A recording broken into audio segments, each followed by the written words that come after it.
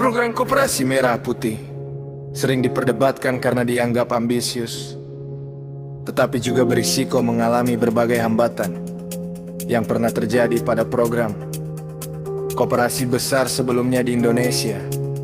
Sejumlah pengamat ekonomi, aktivis koperasi, dan masyarakat menyoroti beberapa titik rawan berikut.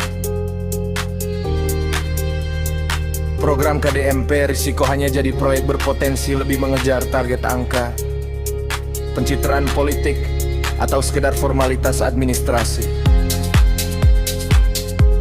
Akibatnya koperasi KDM bisa berdiri di atas kertas, tetapi aktivitas ekonominya remah.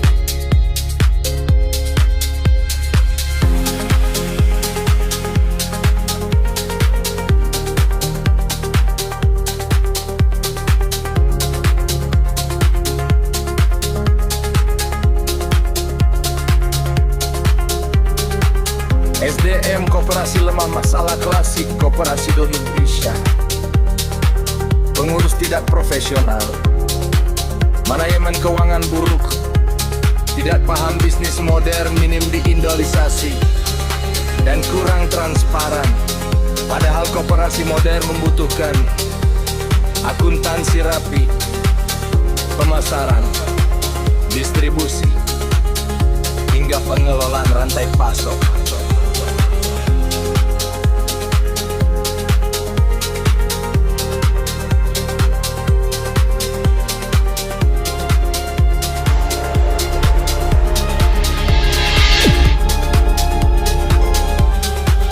Tanpa SDM kuat, koperasi sulit bersaing dengan minimarket modern. Banyak yang mempertanyakan bagaimana koperasi desa bisa melawan jaringan raksasa seperti Potet Sumber, Alvaria, Trijaya Tebekal, Betaupik, Indomart, Koprisma Tama yang punya sistem distribusi kuat, modal besar, teknologi modern, gudang terintegrasi, harga kompetitif. Kalau koperasi hanya menjadi warung biasa, maka sulit berkembang. Jangan-jangan KDM pebarang ambil di Indomaret seperti yang telah diresmikan dadakan barang. Ambil di Indomaret, bisa-bisa jadi kacong distribusi Indomaret.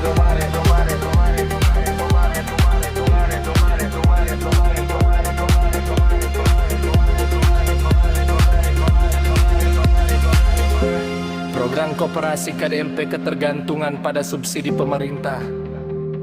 Banyak koperasi gagal karena hidup dari bantuan, hibah, dan proyek. Saat bantuan berhenti, usaha ikut mati. Pengamat mengatakan koperasi seharusnya hidup dari transaksi anggota, produksi nyata, dan keuntungan usaha real. Koperasi KDMP potensi komatikan relatif si payusiga. Koperasi didukung penuh negara, maka banyak yang mati seperti UMKM independen, rokok kecil, pedagang tradisional, bisa kalah akses modal dan distribusi. Akhirnya properti penguapan poli model baru haya KDMP. Program KDMP distribusi barang belum tentu mandiri. Kredit yang sering muncul, koperasi disebut mandiri, tetapi barangnya masih mengambil dari distributor besar atau mini itu garu mempanggil berdua dengan distribusi. Kalau berdiklusi, koperasi dianggap belum membangun kekuatan produksi sendiri.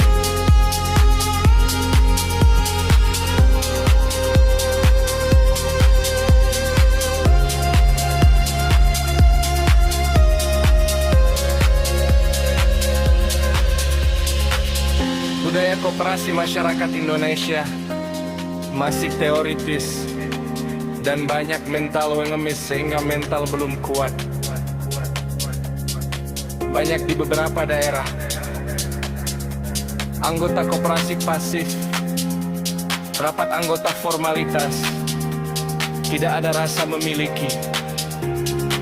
Koperasi hanya dipakai pinjaman, padahal inti koperasi adalah gotong royong ekonomi anggota. Program koperasi KDMP berisiko gagal seperti program sebelumnya. Pengamat sering membandingkan dengan KUD era Orde Baru, koperasi bantuan pemerintah, BUMDes tertentu yang jadi ATM Kades saja. Program ekonomi desa yang sempat besar lalu melemah. Masalahnya hampir sama. Ketergantungan negara, manajemen lemah, dan minim pengawasan. Namun ada juga yang mendukung. Pendukung program ini berpendapat koperasi bisa berhasil jika dikelola profesional, fokus produksi lokal, transparan, memakai teknologi digital dan benar-benar milik anggota.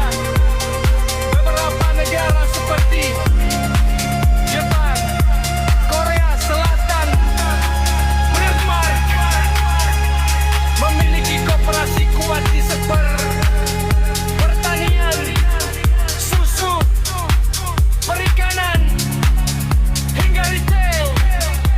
Jadi masalah utamanya bukan nama koperasinya, tetapi tata kelola dan integritas pengelolanya.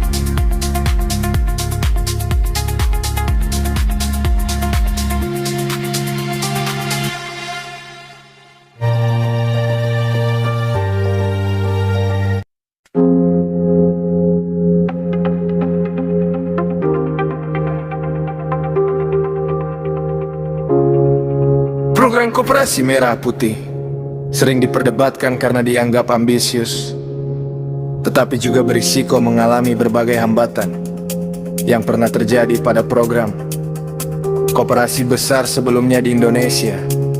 Sejumlah pengamat ekonomi, aktivis koperasi, dan masyarakat menyoroti beberapa titik rawan berikut. Program KDMP risiko hanya jadi proyek berpotensi lebih mengejar target angka, pencitraan politik, atau sekedar formalitas administrasi. Akibatnya koperasi KDM bisa berdiri di atas kertas, tetapi aktivitas ekonominya remah.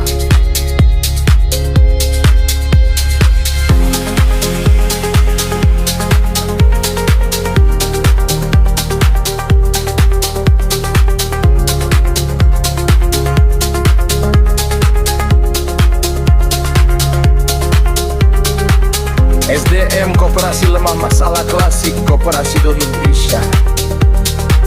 Pengurus tidak profesional, manajemen keuangan buruk, tidak paham bisnis modern, minim diindustrialisasi, dan kurang transparan. Padahal koperasi modern membutuhkan akuntansi rapi, pemasaran, distribusi, hingga pengelolaan rantai pasok.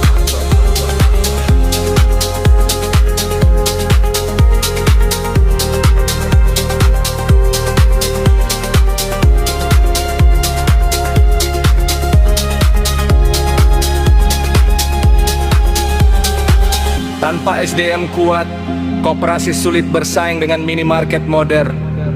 Banyak yang mempertanyakan bagaimana koperasi desa bisa melawan jaringan raksasa seperti Potet Sumber, Alvaria, Trijaya Tebekal, Betaupik, Indomart, Prismatama yang punya sistem distribusi kuat, modal besar, teknologi modern, gudang terintegrasi, harga kompetitif. Kalau koperasi hanya menjadi warung biasa, maka sulit berkembang.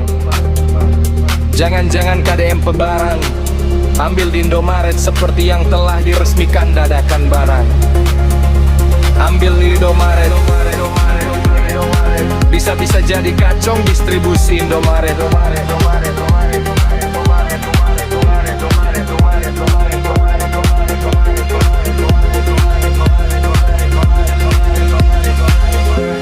Program koperasi KDMP ketergantungan pada subsidi pemerintah. Banyak koperasi gagal karena hidup dari bantuan, hibah, dan proyek.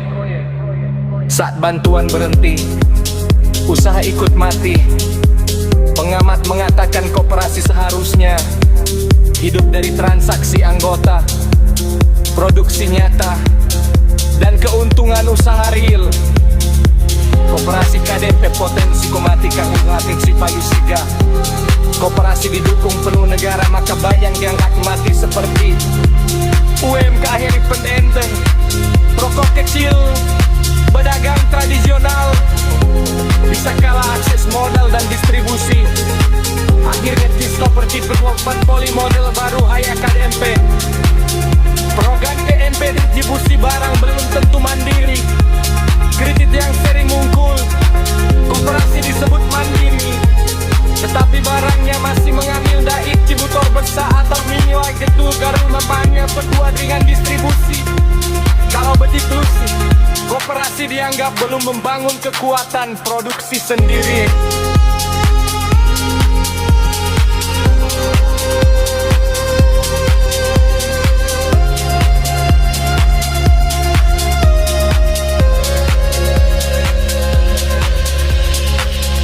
Budaya koperasi masyarakat Indonesia masih teoritis dan banyak mental ngemis sehingga mental belum kuat.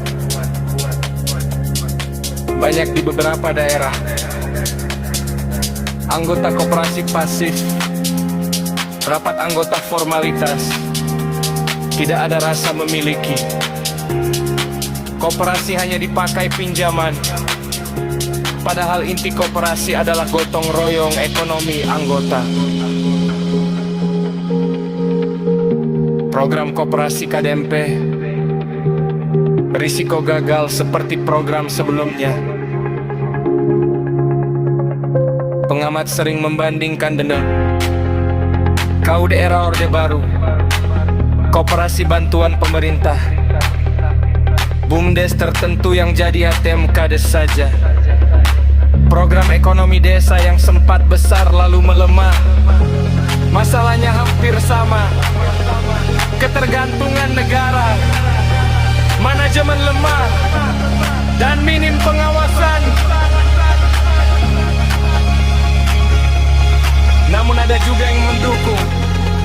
Pendukung program ini berpendapat koperasi bisa berhasil jika dikelola profesional, fokus produksi lokal, transparan, memakai teknologi digital dan benar-benar milik anggota. Beberapa negara seperti Jepang, Korea Selatan, Myanmar memiliki koperasi kuat di sektor pertanian, susu, perikanan, hingga retail. Jadi masalah utamanya bukan nama koperasinya, tetapi tata kelola dan integritas pengelolanya.